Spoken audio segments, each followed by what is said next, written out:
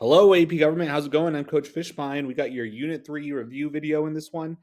Lots and lots of Supreme Court cases in this one, and many of them you have to know. They're requiring for you to know for your AP exam. So pay close attention. Let's learn these cases. Let's learn how they apply to our civil liberties and civil rights. Here we go. We're going to start off with the Bill of Rights and civil liberties. We'll get to civil rights here in a little bit, but let's start with civil liberties. Civil liberties are fundamental rights and freedoms protected from infringement by the government. So let's do a quick history lesson. Alexander Hamilton, we know him as one of the authors of the Federalist Papers, one of the big cheerleaders trying to get the Constitution over the line. And they finally get it done in 1788. But without a Bill of Rights, there was a lot of debate over whether they should include a Bill of Rights or not. And part of the debate was that some founding fathers were hesitant to include this in the new Constitution because they were thinking that a list of all the things that individuals are allowed to do couldn't possibly include everything. And they were afraid of the government using that list against the people and essentially saying, well, what you're doing is not on the list, well, then it's illegal, right?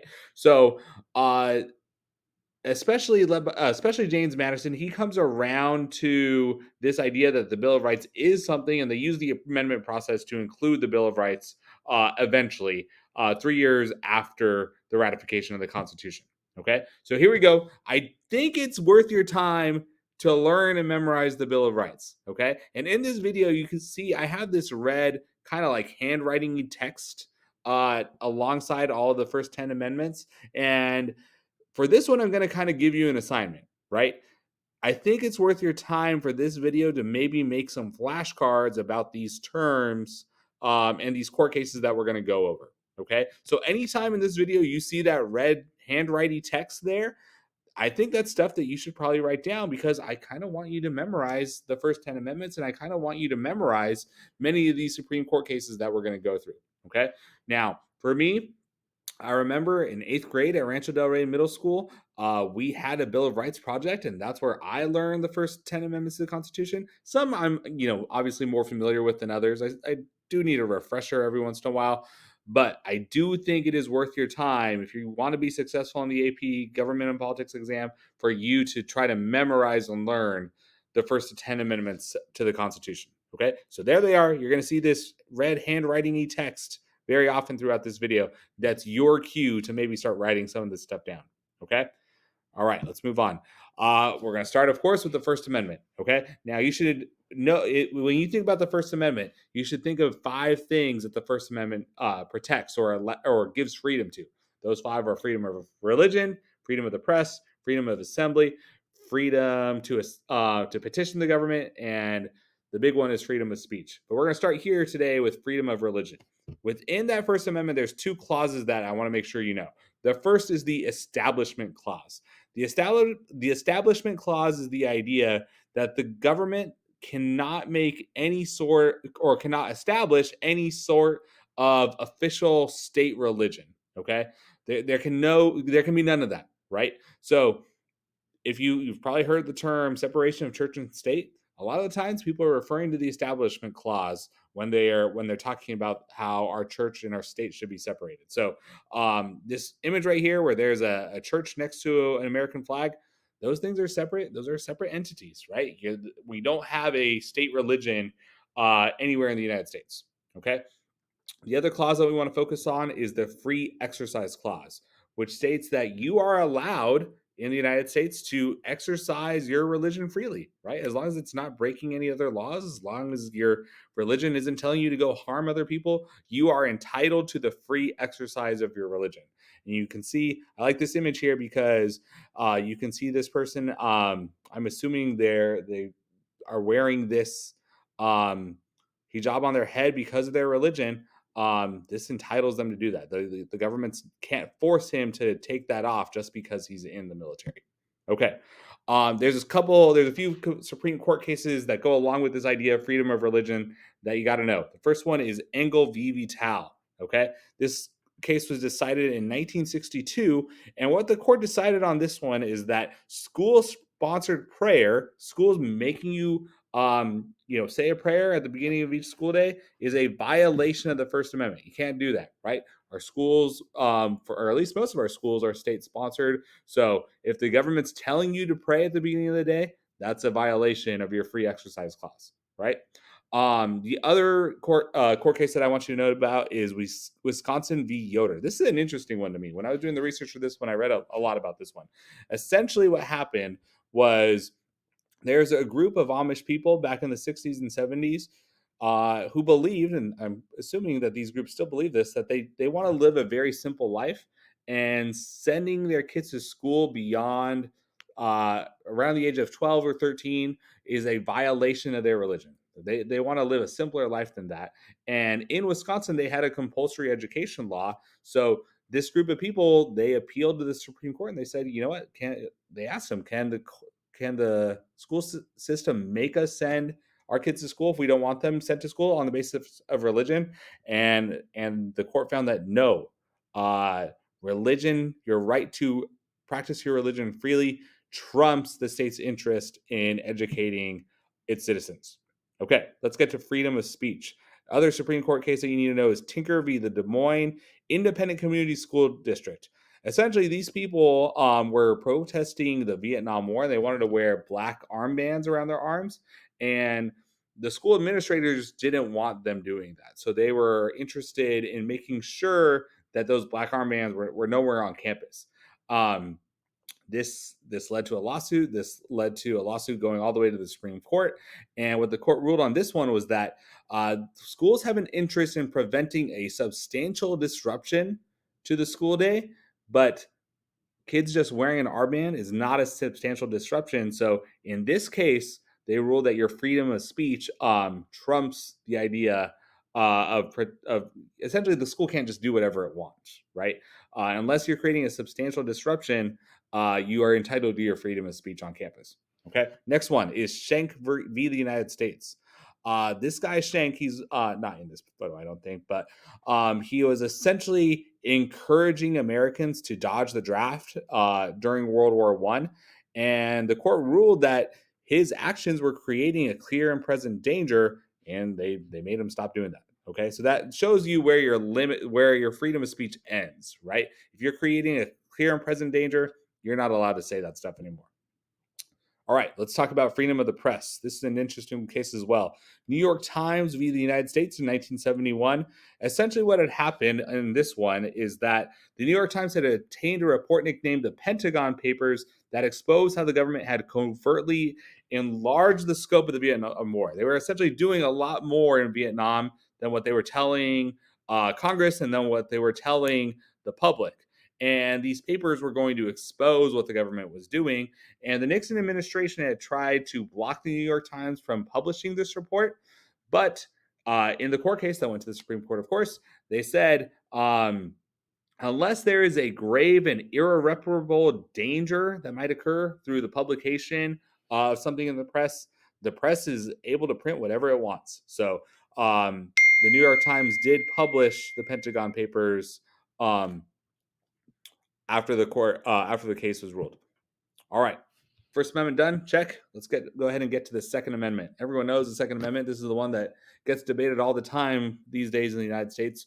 And the court case, this one's not required, but I want to talk to you about it just a little bit, is District of Columbia v. Heller. Pretty recent, just in 2008. Okay. This guy, Heller, he essentially was told that he can't be carrying his handgun in the District of Columbia.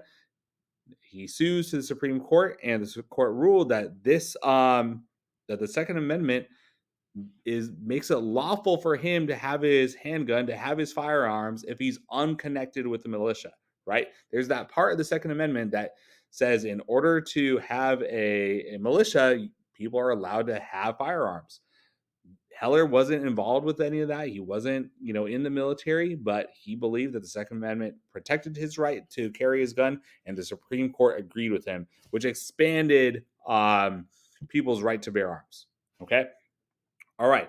Next, we got to go ahead and get to individual freedom versus public order and safety. Okay, so we're going to kind of get to the fourth, fifth, sixth, all the way up to the Eighth Amendment on this next set of slides here. Now, if you look at the middle here, I've got a balance. And the court has said that essentially states plus the federal government, they have to balance people's desire to be free, people's liberty, with the state's desire to maintain order and safety for everybody, right? And that debate happens in a lot of different places, right? Whether it's through the Eighth Amendment's right to avoid cruel and unusual punishment, like the death penalty, or through the Second Amendment's regulation of firearms, or through the collection of data on your phone, through the collection of metadata, which has to do with the Fourth Amendment. Okay. Next, we got to go ahead and get to selective incorporation. Okay. So if we remember from Unit 1 and federalism, we have your federal government and we have 50 unique state governments, right?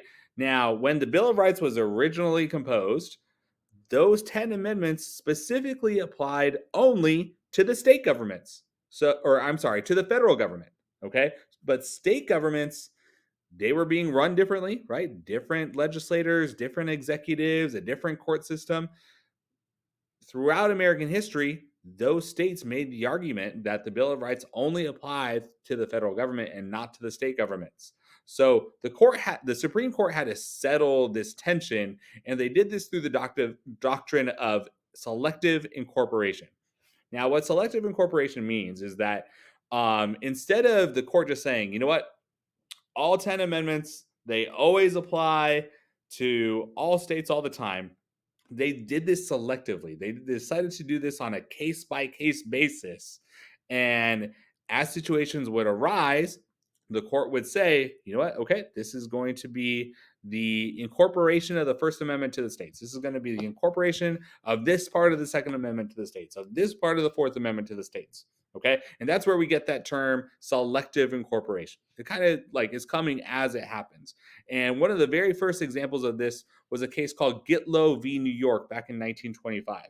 All right, here we go. We're back with Gitlow v. New York. I had to go look it up and remind myself what he was doing. He was a leftist, socialist, anarchist trying to overthrow the government, right? Using his speech to try to get people to violently overthrow the government. And this is a unique case because this is an instance where the government is incorporating freedom of speech, right? So they are essentially expanding freedom of speech and telling the states that, you know what, you got to protect everyone's freedom of speech. But they ruled against Gitlow because what he was doing was too much. You can't violently call for the government to be overthrown. So even though it's an expansion of freedom of speech, it wasn't his speech, right? His speech was a little bit too much. Okay. Now, there's more selective incorporation going on over here. In this case, McDonald v. Chicago. In this case, this gentleman, McDonald, he was carrying a gun in Chicago, and he appealed to the Supreme Court saying, hey, Second Amendment applies to me, right? The city of Chicago, the state of Illinois, they can't come get my gun, can they? And in this case, the court agreed with him, and they incorporated the Second Amendment to the states. Okay, let's talk about due process and the rights of the accused. First case over here has to do with the Fourth Amendment. Fourth Amendment, let's go back and look. Did you write it down? No unreasonable search and seizure. All right. On this one, Map v. Ohio, back in 1961, this one ruled and it incorporated this to the states that evidence acquired without a warrant is inadmissible in court. Okay. Just like the federal government, the state government has to go through all the processes to make sure that your right to right against unlawful search and seizure is not violated. Okay. The one over here on the right is Miranda v. Arizona. This is a very famous one, right? You've probably seen a cop show at some point in your life. And what happens when the suspect gets arrested? The police has to read them their rights. You have the right to remain silent. You have the right to an attorney. If you can't afford one will be provided to you. Anything that the suspect turns over before those warnings are read becomes inadmissible in court. All right. Speaking of not being able to afford an attorney, that's where we get this case, which is Gideon v. Wainwright, which has to do with the Sixth Amendment. Okay. Even if you can't afford a lawyer, your Sixth Amendment right to a defense attorney still applies. So that means the state is on the hook for providing you one. Okay. This guy, Gideon, he was charged with a crime, but he was too poor to afford a defense counsel. So they made him defend himself. He definitely was not qualified or able to do that. And once he was serving time in jail, he appealed and said, you know what, I think my Sixth Amendment rights were violated. And the Supreme Court ruled in his favor. He was retried and he was acquitted of the original crime that he was accused of. Okay. Due process, that's part of the 14th Amendment. And the 14th Amendment, through that clause, guarantees everyone a right to privacy. Through Roe v. Wade, which was decided in 1973, this included your right to get an abortion if you wanted one. All right. Now, this one's been in the news a lot the last, really the last several years, but especially the last year or so, because last summer, in a course called Dobbs v. Jackson Women's Health Organization, the current Supreme Court overruled that decision. So, the right to abortion is now something that can be regulated by states and by the citizens and their elected officials. Okay, so this is an example of an activist court, perhaps, if that's your opinion, overturning Roe v. Wade. Okay, now since this is very much a hot button issue, the College Board, at least for this year, 2023, has said that students should not expect to see Roe v. Wade on this year's test. Might that change in the future? I don't know. We'll see. We'll see. All right. Social movements and equal protection. Okay. Now we're going to go ahead and get into civil rights or protections from discrimination as a member of a particular group. Okay. In my class, we talked a lot about different social movements, definitely the civil rights movement, definitely the women's rights movement, and the Equal Rights Amendment.